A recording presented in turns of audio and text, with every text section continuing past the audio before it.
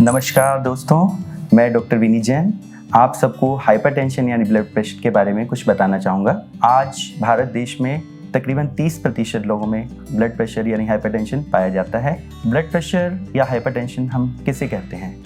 Hypertension की अगर हम डेफिनेशन की बात करें तो हाइपरटेंशन 130 सिस्टोलिक और 85 यानी 85 डायस्टोलिक से ऊपर ब्लड प्रेशर को हम हाइपरटेंशन कहते हैं। अब हाइपरटेंशन को हम 3 स्टेजेस में डिवाइड करते हैं। नंबर 1 पर आता है हाई नॉर्मल हाइपरटेंशन, जिसमें कि दवाई की ज़रूरत नहीं पड़ती, वो हाइपरटेंशन कहलाता है, जिसमें 130 से 140 सिस्टोलिक और 85 से 89 डायस्टोलिक ब्लड प्रेशर।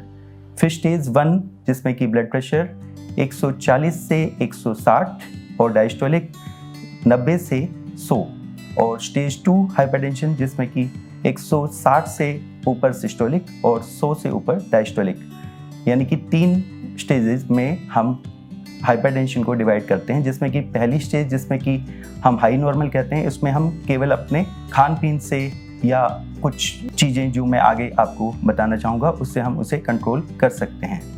अब हम हाइपरटेंशन की बात करें तो हाइपरटेंशन होता कितने प्रकार का है?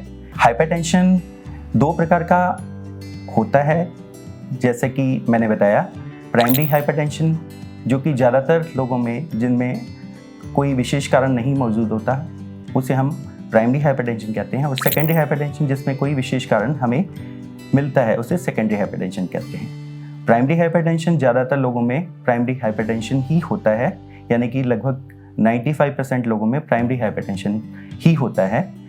और इनके कारणों की बात करें तो कुछ मुख्य कारण हैं, जैसे कि एज, ओल्डर एज में, सेक्स मेल्स में ज़्यादा होता है, फीमेल्स में कम होता है। फीमेल्स में लगभग मेनोपॉज के बाद ही ब्लड प्रेशर आता है, क्योंकि फीमेल्स में एक प्रोटेक्टिव हार्मोन जिसे एस्ट्रोजन कहते हैं उसकी कमी होने की वजह से मेनोपॉज के बाद हाइपरटेंशन देखा जाता है। फिर हम बात करें लाइफस्टाइल की, तो एक्सेस में साल्ट लेना, फिजिकल इनएक्टिविटी, कुछ लोग बिल्कुल सीडेंट्री लाइफ जीते हैं, ज़्यादातर समय पर कोई एक्सरसाइज नहीं करते हैं, यानी कि अगर हम हफ्ते में 3 दिन से कम एक्सरसाइज करते हैं तो हमारा रिस्क ऑफ हाइपरटेंशन बढ़ जाता है।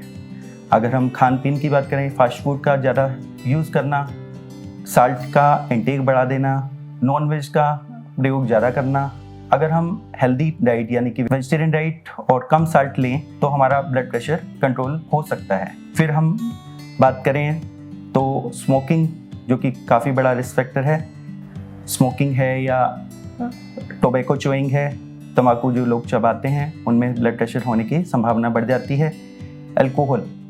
अल्कोहल आज काफ़ी युवाओं में और सभी वर्ग में देखा जाता है अल्कोहल की कंजम्पशन की बात करें तो अगर कोई व्यक्ति विस्की, जिसमें कि तकरीबन 40 से 50% अल्कोहल होती है, अगर विस्की 45 ml से ज़्यादा लेते हैं, वाइन अगर 150 ml से ज़्यादा लेते हैं, या बियर अगर 375 ml से ज़्यादा लेते हैं, और अगर फीमेल्स की बात करें तो लगभग इससे आधी मात्रा से ज़्यादा अगर लेते हैं तो उनमें ब्लड प्रेशर का चांसेस बढ़ जाते हैं।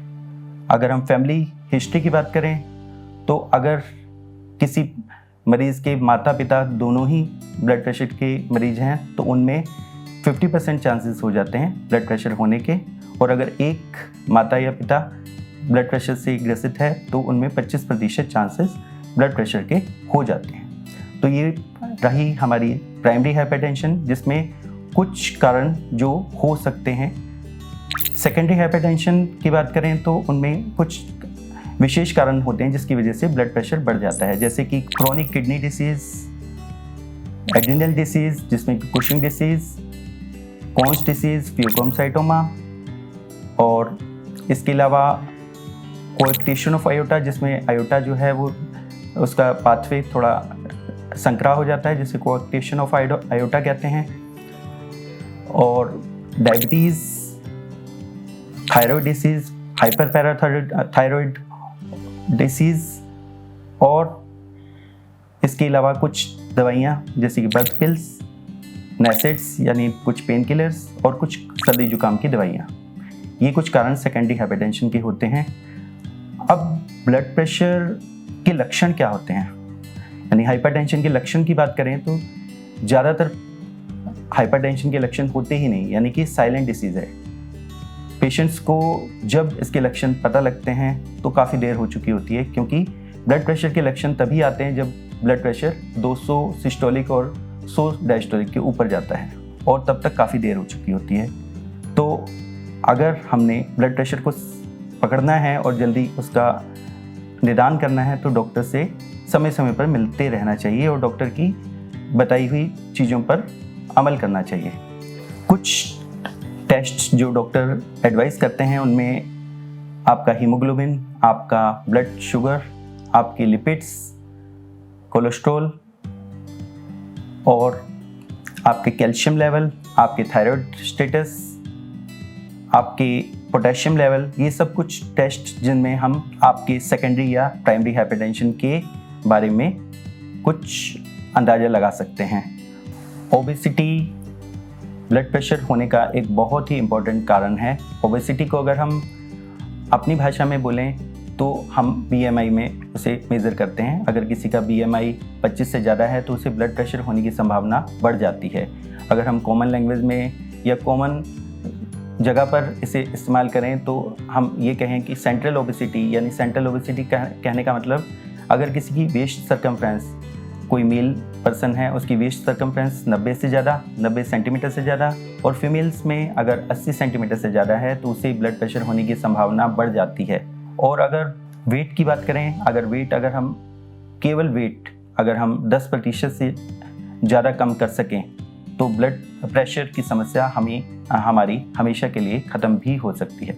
तो जो वेट है वो एक बहुत ही इम्पोर्टेंट इशू है जिस पर हम सबको ध्यान देना चाहिए।